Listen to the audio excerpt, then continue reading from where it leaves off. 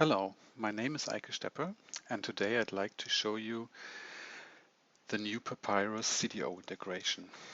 The CDO Explorer is based on two main concepts. The first one is a repository. So there are three types of repositories. For this simple test, we'll create a new local repository. Give it the label repo1, call the repo itself repo1. We can use the efficient counter IDs and enable a TCP port so that other clients can connect as well. This repository here is remembered across restarts. And now we come to the second main concept, that is the checkout. So with this repository you can't directly work. You can create branches, for example, but you cannot work with the models in that repository. So we need a checkout. This is a quick checkout action. It directly creates this checkout. In this case, it is really more like an online connection, but there are different types of checkouts. We'll see that later. With this checkout, you can work almost like with a normal workspace project, even though it is no workspace project, it just looks like one. Can create model resources, add models and types, models and model elements to it.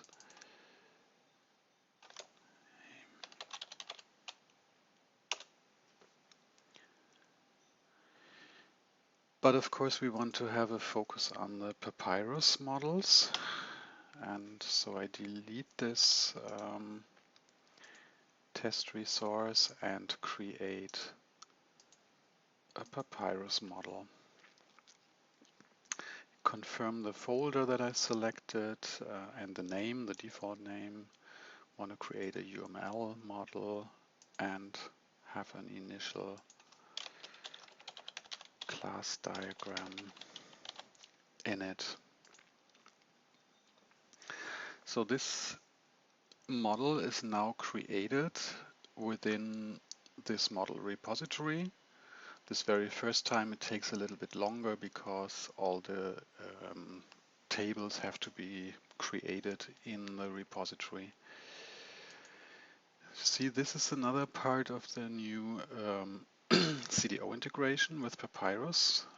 It still supports these Papyrus one file things. So now you can place classes in the model, in the diagram. Model explorers working as expected. You can edit it as normally, give it colors.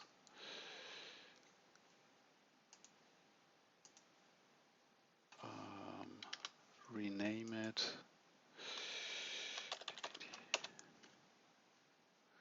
Whenever you save, the changes are committed to the repository and they will be visible to all other clients at that point.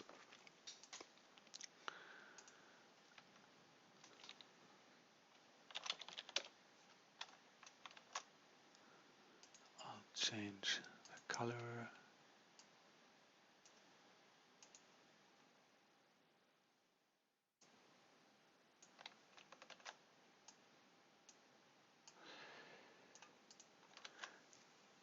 So now we can explore another type of checkout.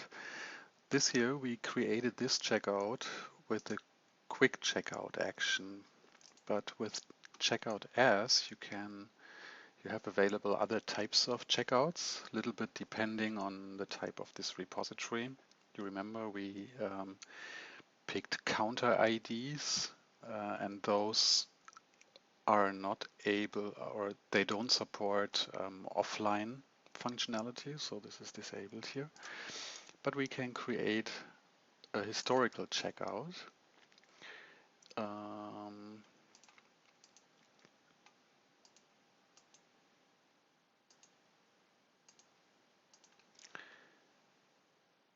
We check out the entire repository again and call it an audit checkout.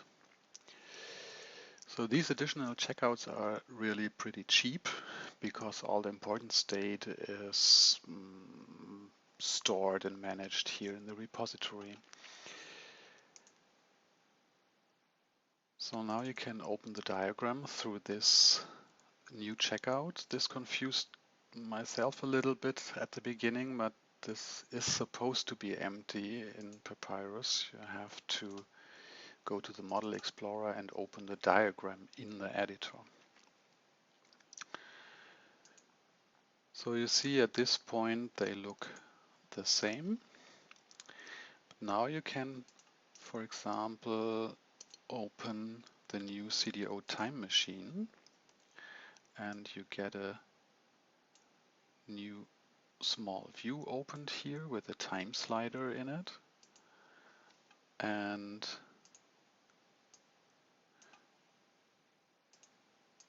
we can use this time slider now to switch the time back and forth, and all the views, the diagrams, the checkouts adjust accordingly.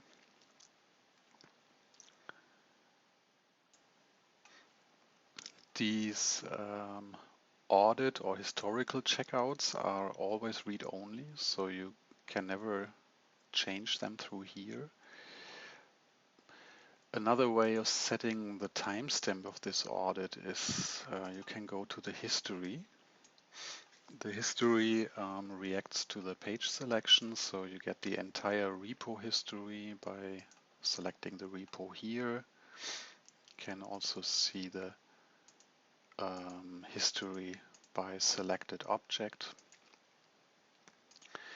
And you can change this, the time of this checkout, by just dragging a commit onto it, and you see the diagram adjusts and shows you exactly the result of this commit.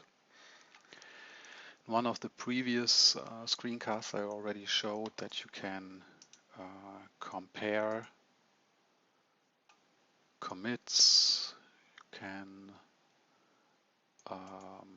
do that also from here through the compare menu. Here's a history. You can compare to commits, other checkouts, or arbitrary other branch points that you can compose here.